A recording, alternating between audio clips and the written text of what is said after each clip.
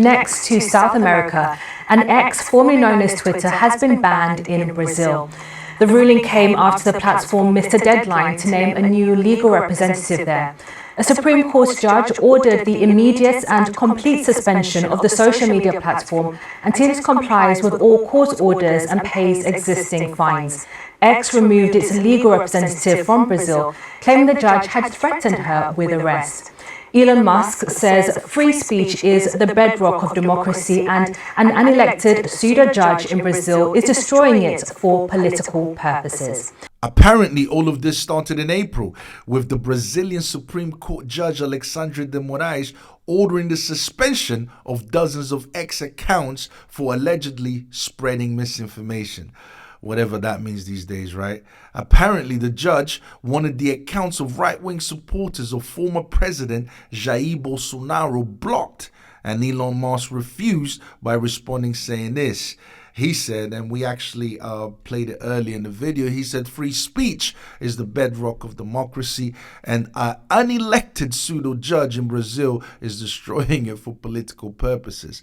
As a result, Alexandre de Moraes, the Supreme Court judge, ordered that X is banned in Brazil until Elon names a new legal representative and complies with court orders and pays existing fines.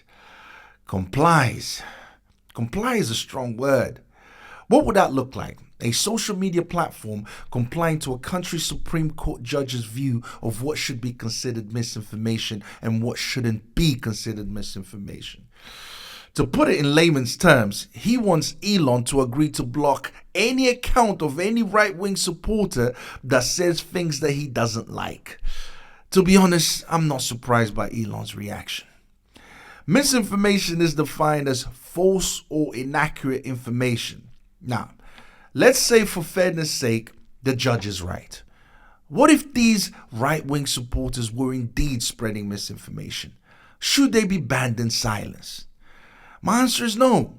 Even if they were spreading misinformation, they shouldn't be banned and silenced. Instead, I think they should be challenged, they should be corrected, and they should be proven wrong, and it should be done publicly. I think a better solution to fighting against misinformation is to provide the correct, factual information. This way, we expose them for spreading misinformation in the first place and destroy their credibility in the public eye at the same time. I'm with Elon Musk on this one.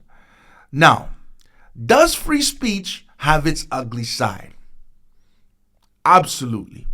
Can people hide behind free speech to be racist, heterophobic, Christophobic, misandrist, and anti-religion? Absolutely.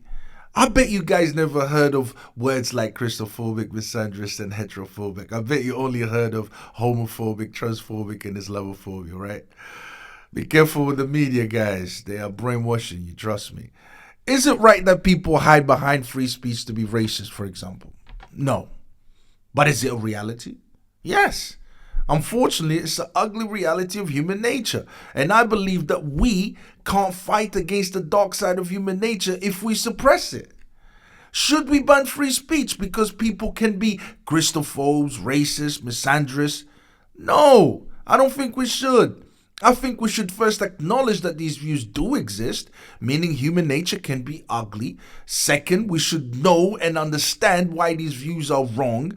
And third, we should challenge these views in the public eye and expose them.